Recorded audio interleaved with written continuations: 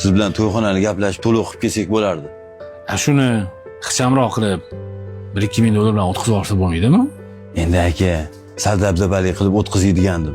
Chunki kazo odamlarni oshiga borganman. Odamlar nima deydi-ki? Mayli unda yur.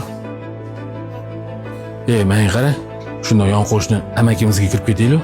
Anchadan bir mazalar yo'q edi. Xo'p aka, yuring.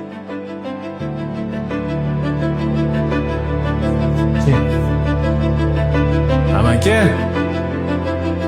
Amaki, tinchlikmi? Uyni sotuvga qo'yibsiz? Operatsiya qilinmasam bo'lmas ekan. Bunaqa operatsiyani chet elda qilar ekan. Shunga uy sotishga majbur bo'ldim. Amaki, o'zi sizni to'yga yetganini chiqdik. Abduqodir qizini uzatyapti edi. To'ylarim muborak bo'lsin bolam. Vaqt o'tishini qarang.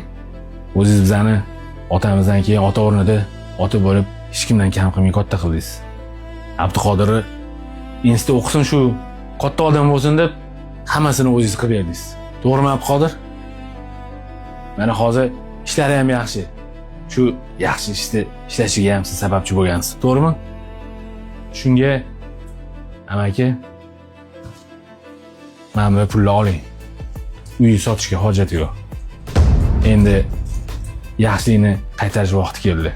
Yetmasa yana aytasiz. Qolganini ham topamiz. Umringlardan baraka topinglar. Topganinglarga Alloh baraka bersin. Qizimiz qo'sha qarisin. Turistda qoni to'q odamga osh berib, duosini olgandan ko'ra, o'zimiz yon qo'shnimiz amakimiz duolarini olganimiz yaxshi. To'g'rimi Abduqodir?